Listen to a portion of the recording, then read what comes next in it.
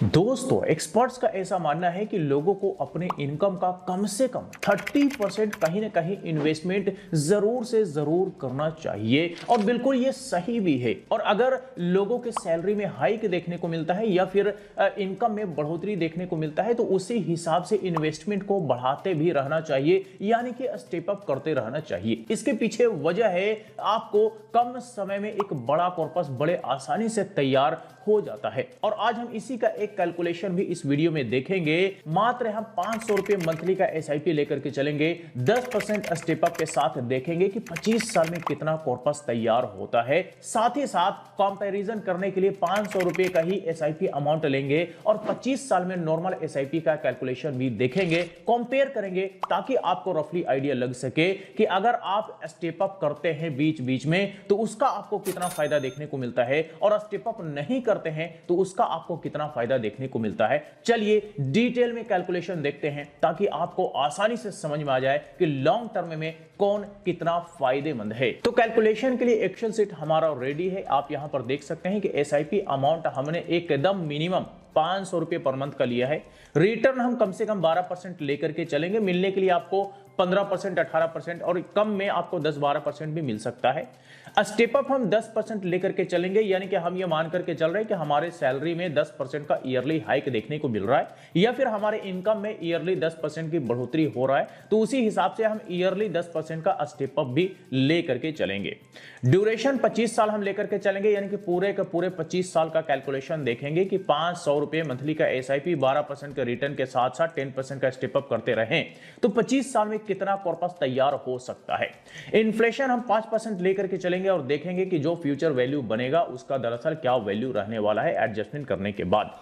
अब आप यहां पर देख लीजिए, आपको ईयर्स देखने को मिलता है, यहां पे एसआईपी अमाउंट देखने को मिलता है, यहां पर टोटल इन्वेस्टमेंट देखने को मिलता है, यहां पर आपको टोटल रिटर्न अमाउंट देखने को मिलता है जो कि ईयरली होता है, यहां पर आपको टोटल अमाउंट देखने को मिलता है जो कि ईयरली होता है, यहां पर आपको देखने को मिलता है मल्टीपल्स, यानी कि आपके पैसे कितने गुना बनते हैं हर 5 साल में। यहां पर आपको महंगाई एडजस्टमेंट करने के बाद हर 5 साल में वैल्यू देखने को मिलता है। यहां पर हर 5 साल में महंगाई कितना गुना बढ़ रहा है ये आपको देखने को मिलता है। तो चलिए पहले साल की शुरुआत करते हैं। 500 रुपए मंथली का एसआईपी से शुरुआत की गई। 500 इंटू 12 करेंगे, 6000 रुपए 1 ईयर का इन्वेस्टमेंट हो चुका है।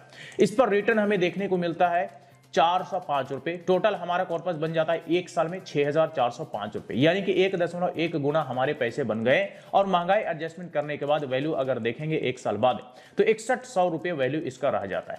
महंगाई बढ़ जाता है 1.05 गुना एक साल में। अब आइए पांचवा साल देखते हैं। पांचवा साल स्टेप अप होते होते 500 रुपए का एसआईपी जो है वो पांचवें साल 732 रुपए मंथली का एसआईपी अमाउंट हो गया। टोटल इन्वेस्टमेंट 36,631 रुपए 5 साल में हो चुका है और इस पर हमें सिर्फ और सिर्फ रिटर्न देखने को मिलता है पांचवा साल 12,598 रुपए। टोटल हमारा कॉर्पस बन जाता है लगभग 50,000 रुपए का, यानी कि 1.3 गुना हमारे पैसे 5 साल में बन चुके हैं। महंगाई एडजस्टमेंट करने के बाद वैल्यू 5 साल बाद देखेंगे तो 38,763 रुपया आपको यहां पे देखने को मिलेगा, यानी कि 1.27 गुना महंगाई 5 साल में बढ़ा है। अब आइए 10वां साल देखते हैं।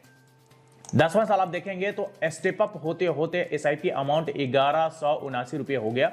टोटल इन्वेस्टमेंट 95,625 रुपये हो गया और इस पर रिटर्न अमाउंट आपको देखने को मिलता है 73,092 रुपये, यानी कि टोटल हमारा कॉर्पस 10 साल में बन गया है 1,68,717 रुपये, यानी कि 1.8 गुना हमारे पैसे 10 साल में बन चुके हैं। महंगाई एडजस्टमेंट करने के बाद 1,04,000 रुपये हमारा वैल्यू रह जाता है 10 साल बाद। कितना गुना महंगाई बढ़ा तो 1.62 गुना महंगाई 10 साल में बढ़ चुका है। अब आइए 15वां साल देखते हैं। 15वां साल आप देखेंगे तो 1899 रुपए मंथली का एसआईपी हो गया स्टेप अप होते होते 10% के हिसाब से। टोटल इन्वेस्टमेंट हमारा 15 साल में 1,90,000 रुपए हो चुका है और रिटर्न अमाउंट हमारा देखने को मिलता है 2,43,000 रुपए, यानी कि इन्वेस्टमेंट को रिटर्न बीट कर चुका है, पीछे छोड़ चुका है। और आपका टोटल अमाउंट यहां पर 4,34,000 रुपए देखने को मिलता है। कितना गुना आपके पैसे बने हैं 15 साल में तो 2.3 गुना आपके पैसे 15 साल में तैयार हो चुका है। महंगाई एडजस्टमेंट करने के बाद इसका 15 साल बाद वैल्यू देखेंगे तो 2,09,755 रुपए वैल्यू रह जाता है। महंगाई 2.07 गुना यहां पे 15 साल में बढ़ जाता है। तो अगर 5% का इन्फ्लेशन लेकर के चलते हैं तो महंगाई बढ़ते बढ़ते आपका जो है डबल महंगाई होता है 15 साल में, तो फिर आपके पैसे का वैल्यू यहां पे आधा हो जाता है। जैसा कि आप देख सकते हैं कि टोटल कॉर्पस 4 लाख के आसपास बना है, तो महंगाई एडजस्टमेंट करने के बाद वैल्यू जो है 15 साल बाद 2 लाख के आसपास यहां पे देखने को मिल रहा है। अब आइए 20वां साल देखते हैं। 20वां साल आप देखेंगे एसआईपी अमाउंट स्टेप अप होते होते 3058 रुपए मंथली हो गया है। 3,43,000 रुपए का टोटल इन्वेस्टमेंट हो चुका है 20 साल में, और इस पर हमें रिटर्न देखने को मिलता है 6,50,786 रुपए, यानी कि इन्वेस्टमेंट के मुकाबले यहां पे डबल हमें रिटर्न देखने को मिल रहा है 20वां साल। यानी कि पावर ऑफ कंपाउंडिंग का तगड़ा इफेक्ट अब हमें देखने को मिल रहा है। शुरुआत में तो बड़ा स्लो था, एकदम कछुए के चाल से चल रहा था, लेकिन अब आप देख सकते हैं कि कैसे रॉकेट की रफ्तार से हमारा यहां पे पावर ऑफ कंपाउंडिंग काम कर रहा है। टोटल हमारा कॉर्पस बन जाता है 20 साल में 10 लाख रुपए का, यानी कि लगभग 3 गुना पैसे हमारे 20 साल में बन चुके हैं। महंगाई एडजस्टमेंट करने के बाद वैल्यू आप देखेंगे तो 3.25 लाख रुपया वैल्यू रह जाता है 20 साल बाद, यानी कि महंगाई बढ़ा 2.65 गुना 20 साल में। अब आइए 25वां साल देखते हैं। 25वां साल आप देखेंगे तो 4,925 रुपए का मंथली एसआईपी हो जाता है 10% का स्टेप अप ईयरली होते होते, और हमारा टोटल इन्वेस्टमेंट 5,90,000 रुपए 25वां साल हो जाता है। टोटल हमें रिटर्न अमाउंट देखने को मिलता है 15,47,691 रुपए, यानी कि इन्वेस्टमेंट के मुकाबले 3 गुना सिर्फ और सिर्फ हमारा यहां पे रिटर्न मिलता दिख रहा है। टोटल हमारा कॉर्पस बन जाता है 21,37,773 रुपए, यानी कि 3.6 गुना हमारे पैसे 25 साल में बन चुके हैं, कॉर्पस बन चुका है। महंगाई एडजस्टमेंट करने के बाद वैल्यू आप देखेंगे 25 साल बाद तो 6,32,477 रुपए रह जाता है, यानी कि 3.38 गुना महंगाई आपका बढ़ जाता है 25 साल में। ठीक है, तो दोस्तों ये हमने कैलकुलेशन देख लिया कि 25 साल में जो हमारा कॉर्पस है मात्र 500 रुपए मंथली का एसआईपी लेते हैं, 10% का स्टेप अप करते हैं अगर हम ईयरली, तो हमारा 25 साल में जो कॉर्पस बनता है वो लगभग 21.5 लाख रुपए का कॉर्पस बन जाता है। तो ये तो हमने यहां पर स्टेप अप एसआईपी का कैलकुलेशन देख लिया, कितना रिटर्न बनता है और टोटल कॉर्पस हमारा 25 साल में कितना बनता है। अब चलिए नॉर्मल एसआईपी के मुकाबले हम कंपैरिजन कर लेते हैं, फिर उसके बाद जो है हम टैक्स वगैरह कैलकुलेट करेंगे। तो नॉर्मल एसआईपी का आप यहां पर कैलकुलेशन देख सकते हैं। सेम हमने 500 रुपए मंथली का एसआईपी लिया है, 12% का रिटर्न लिया है, स्टेप अप 0 है, ड्यूरेशन 25 साल है और इन्फ्लेशन 5% का हमने लिया है। आप आ जाइए एकदम लास्ट में 25वां साल। 25वां साल देखेंगे 500 रुपए मंथली का एसआईपी एकदम शुरू से लास्ट तक कंटिन्यू रहा। टोटल 1.5 लाख रुपए का इन्वेस्टमेंट हुआ और इस पर रिटर्न 7,98,000 यानी कि राउंड फिगर में 8 लाख रुपए देखने को मिला। टोटल अमाउंट यानी कि टोटल कॉर्पस 25 साल में तैयार हो गया लगभग 10 लाख रुपए, यानी कि 6.3 गुना। महंगाई एडजस्टमेंट करने के बाद 2,80,715 रुपए 25 साल बाद इसका वैल्यू रहा। महंगाई बढ़ा 3.38 गुना।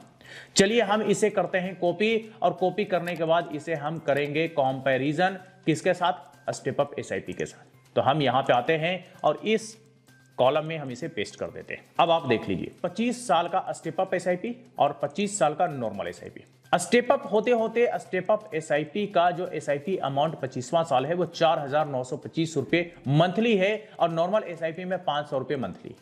टोटल इन्वेस्टमेंट की बात करें तो स्टेप अप एसआईपी का 25 साल में 5,90,082 रुपए हो चुका है, नॉर्मल एसआईपी में मात्र 1.5 लाख रुपए हुआ है। रिटर्न की बात करें तो स्टेप अप एसआईपी में 25 साल में 15,47,691 रुपए यानी कि 15.5 लाख रुपए हो चुका है। नॉर्मल एसआईपी में मात्र 8 लाख रुपए के आसपास हमारा टोटल का टोटल रिटर्न बनता है।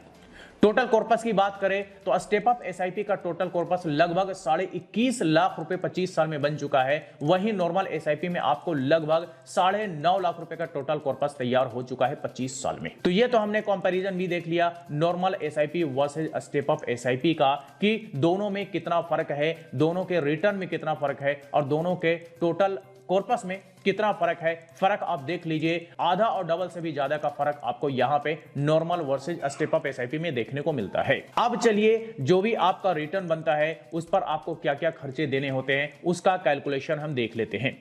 तो उसके बारे में पहले हम जान लेते हैं टैक्स वगैरह का डिटेल्स। तो अगर शॉर्ट टर्मिकली कोई इन्वेस्टमेंट होता है तो उस पर आपको कैपिटल गेन पर एसटीसीजी टैक्स 20% का देना पड़ता है। अगर लॉन्ग टर्म के लिए इन्वेस्टमेंट होता है तो उस पर आपको एलटीसीजी टैक्स 12.5% कैपिटल गेन पर देना पड़ता है। लेकिन 1,25,000 रुपए तक का जो कैपिटल गेन होता है वो टैक्स से एग्जेम्प्टेड होता है, यानी उस पर टैक्स आपको नहीं देना पड़ता है। तो ये पूरा कैलकुलेशन हम यहां पर देखेंगे। ये जो हमने यहां पे कैलकुलेशन 25 साल तक का देखा है, दरअसल ये लॉन्ग टर्म का कैलकुलेशन है, तो इस पर एलटीसीजी टैक्स लगेगा।